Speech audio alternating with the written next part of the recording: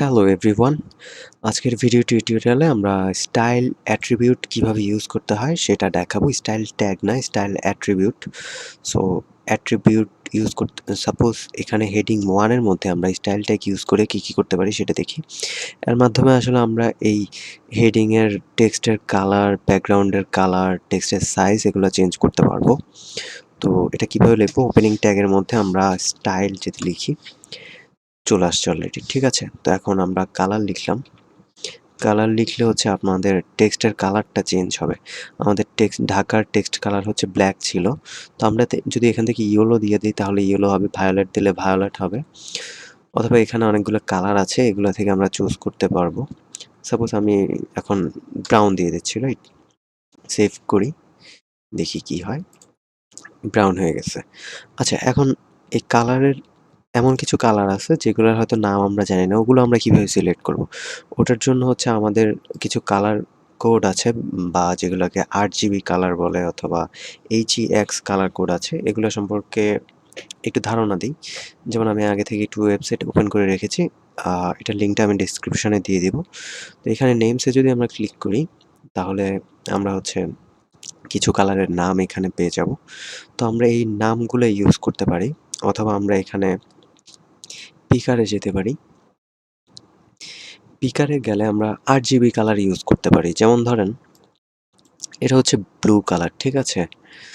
RGB মানে হচ্ছে red, green, blue, RGB। আচ্ছা, এটা হচ্ছে ব্লু কালার। এখন আমরা যদি এক্সাক্ট এই কালারটা নিতে চাই, একটু কম ব্লু, মানে এটাকে কি বলা I don't know, বাট এটার RGB এর কোডটা হচ্ছে 36 125 214, ঠিক আছে? তো এটাকে আমরা কপি করে নেই। কপি করে নিয়ে RGB কালার কোড কিভাবে ইউজ করতে হয় দেখাই।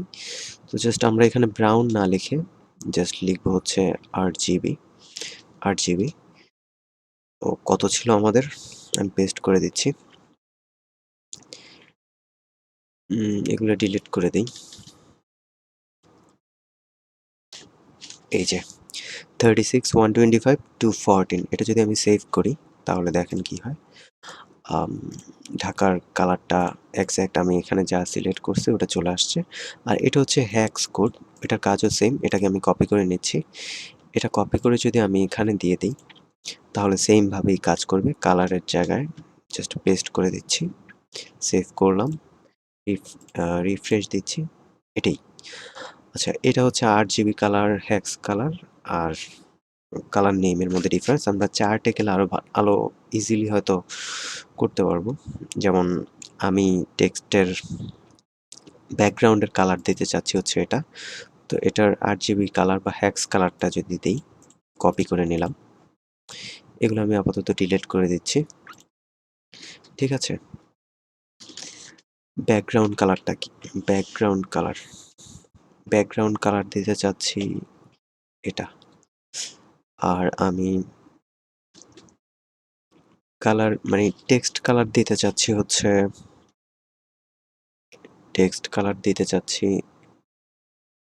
এটা। এটার হেক্স কালারটা হচ্ছে কালার কোড এখান থেকে কপি করে নিলাম, পেস্ট করে দিচ্ছি।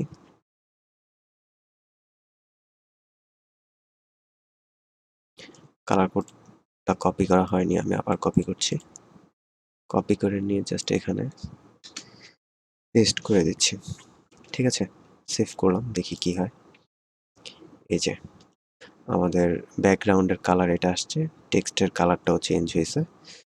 তো এখন আপনি বলতে পারেন যে আমি ঢাকা লেখাটাই মিডলে আনতে চাচ্ছি। মিডলে আনার জন্য যেটা করতে হবে, এটা আমাদের ইউজ করতে হবে হচ্ছে সেমিকোলনের পরে টেক্সট অ্যালাইন, যেটা টেক্সট অ্যালাইন যদি আমরা সেন্টার দিই তাহলে আমাদের লেখাটা সেন্টারে চলে আসবে। লুক, সেন্টারে চলে আসছে, রাইট? এভাবে হচ্ছে আমরা স্টাইল অ্যাট্রিবিউট ইউজ করে কালার চেঞ্জ করতে পারি বিভিন্ন ধরনের। আবার প্যারাগ্রাফের কালারগুলো আমরা সেমভাবে চেঞ্জ করতে পারবো। জাস্ট পি এর ওপেনিং ট্যাগের মধ্যে স্টাইল লিখলাম, কালার যদি রেড দেই তাহলে টেক্সটের কালার রেড হয়ে যাবে। লুক, রিফ্রেশ, টেক্সটের কালার রেড। তো এইভাবে হচ্ছে আমরা স্টাইল ট্যাগটা ইউজ করতে পারি। That's all for today. See you in the next video.